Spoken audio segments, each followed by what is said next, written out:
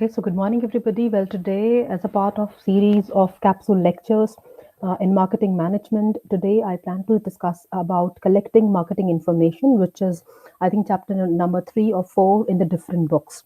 So, in this particular chapter, we are going to learn about making marketing decisions in a fast-changing world. That is indeed both an art and a science.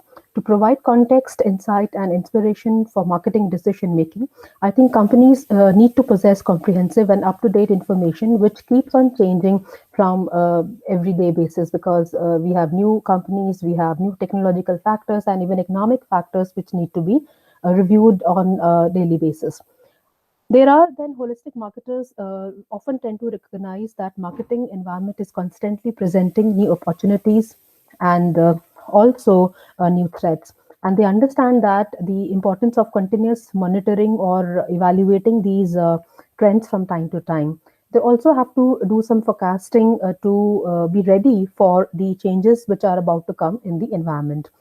So there are these four main systems in marketing information system, which is marketing intelligence system, a marketing research, marketing decision support system, and internal records. These are the four main elements of a marketing information system. But before I go further, let's first of all understand what you mean by marketing information system. So marketing information system, that is MIS, basically consists of people, equipment, and procedures to gather, sort and analyze, evaluate, and distribute the required and timely and accurate information to marketing decision makers. It basically relies on internal company records, marketing intelligence activities, and marketing research. I think as a marketing manager, we need to rely on internal reports of orders, sales, price, cost, inventory levels, receivables, and payables. We also need to see how much order we are receiving, how much inventory we are left with, and what is the balance between the price and the cost that we are trying to maintain. This is required because every customer favors firms that can promise a timely delivery. Companies need to perform these steps very quickly and accurately. And a lot of companies rely on internet and extranets to provide speed, accuracy, and efficiency of the order to payment cycle. Well, there are those companies as well that make good use of the cookies, records of website usage that is stored on the personal browsers. That is a very smart use of targeted marketing. Companies can get to know what are the different things that people are searching more about. Whether they are searching for new designs, they're searching for new medicines, or they are searching for new innovative products, or what. And depending on that, they can reformulate their policies in order to align with the customer requirement and the needs. So companies organize their information into customer product and salesperson databases and then combine their data. The customer database will contain every customer's name, address, and past transitions. A marketing intelligence system is basically a set of procedures or activities that we try to use to obtain everyday information about developments in the marketing environment. Well, in this case, I think we need to know what our competitors are, what new products they are making, what they are selling, at what price they are selling, what new features, what new characteristics they have added in the product. The internal record system supplies results data, but the marketing intelligence system supplies happening data. Marketing managers collect marketing intelligence in a very different way, such as by reading books, newspaper. The ways of assessing competitors' products may also have a use of public blogs, customer complaints, consumer forums, and also independent customer goods service review forums. Through these techniques, companies get to know the basic view, basic opinion of the different people that they have regarding products or regarding company or regarding different brand names. Apart from this, we also need to analyze macro environment from time to time. That is nothing but looking around what is happening in terms of economy, technology, politics, and demographics. We also need to identify the major changes with respect to the macro environment. We need to monitor the fad trends and the fashion, where fad is nothing but the unpredictable, short lived, and without social, economic, or political significance. The company can cash in on fads such as Croc clocks, Elmo TMX dolls, Pokemon gift, and but in right, it requires luck and good timing as well. Direction or a sequence of events with momentum of durability, a trend is more predictable and a durable than a fad. Trends can certainly reveal the shape of a future and can provide strategic direction with respect to what company needs to do in future. Mega trend, on the other hand, is a large social, economic, political, and technological change which is slow to form. But once it is there in place, it can influence us for a long time, between 7 to 10 years or even longer. So, in order to help marketers spot cultural shift that might bring in new opportunities, there are different firms that offer social cultural forecast.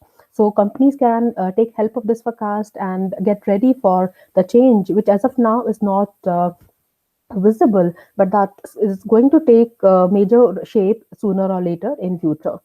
Then apart from that, we have to identify the major economic macroeconomic forces, which is study of demographic, study of economic factors, socio-cultural, natural, technological, and political, legal. Well, I think all these factors will actually help the firm in developing their policies, their strategies, which are in line with the changing macroeconomic factors.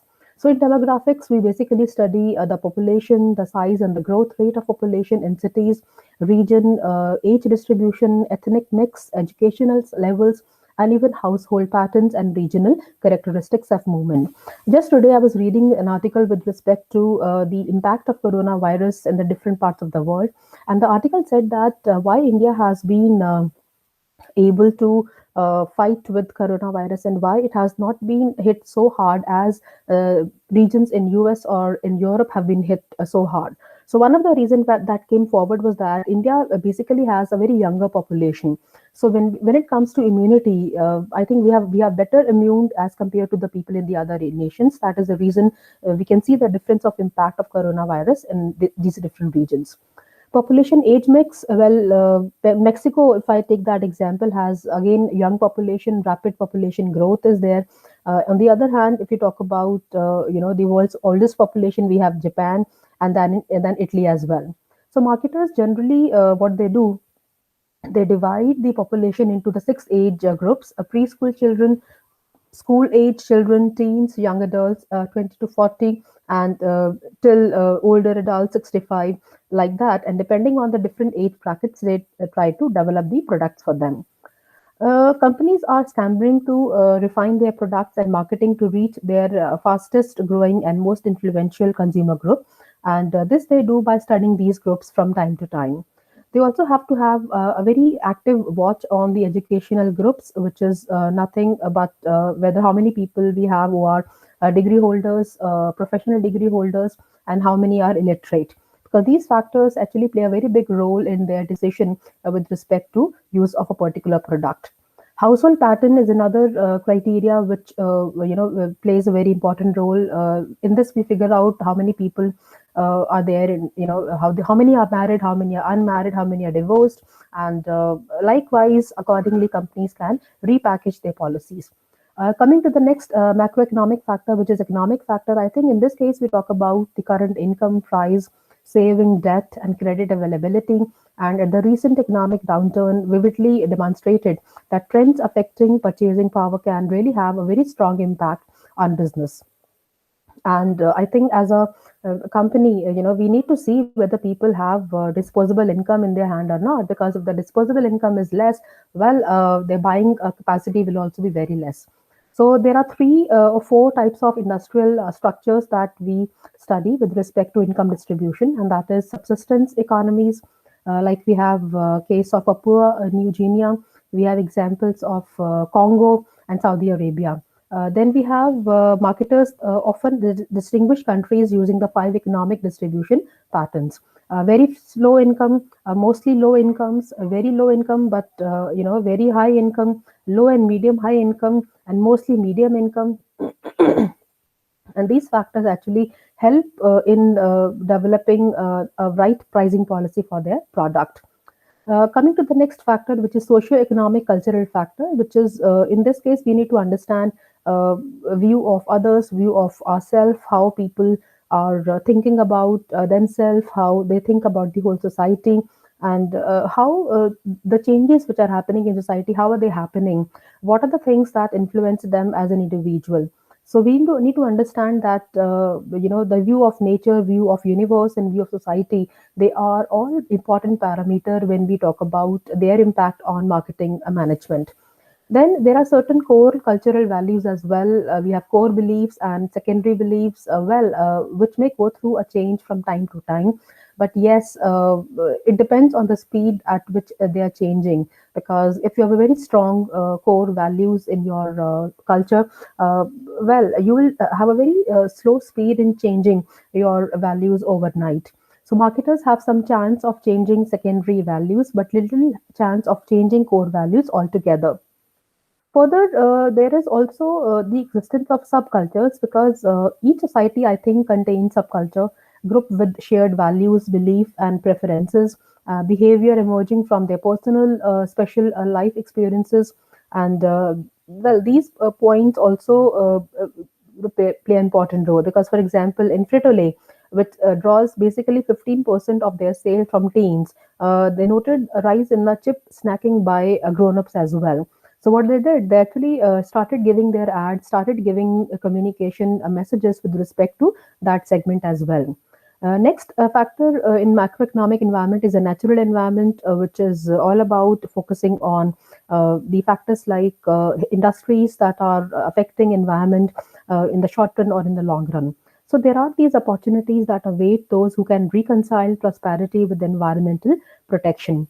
So nearly, they say that a quarter of the carbon dioxide that makes up about 80% of all greenhouse gases come from electrical power plants. So maybe if these companies can switch over to more environment friendly energy sources that can bring some positive relief to the natural environment.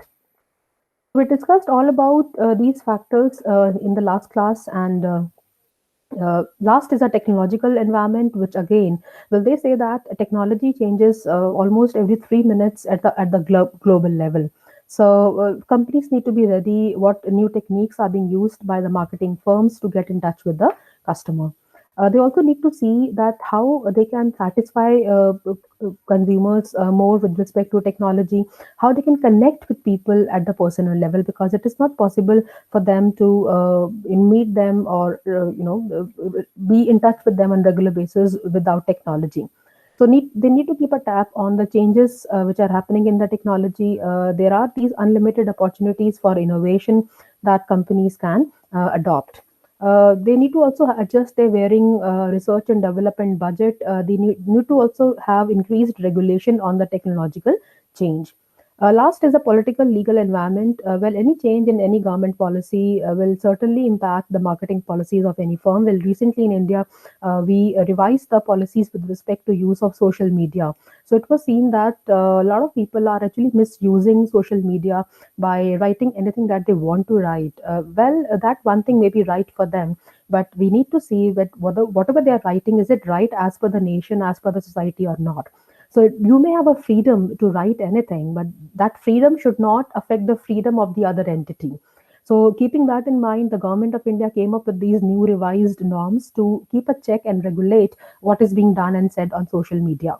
So there is increase in the business legislation, and growth of the special interest group is also there. And if companies want to do their business in countries like this, I think they need to align their business policies with respect to the country policies. They also need to have proper forecasting of demand measurement so that they can actually understand whether there is a potential market or potential growth in a particular market where they plan to go or not. So these were a couple of points that we discussed in the last class, and I just thought that let me discuss it in the capsule lecture.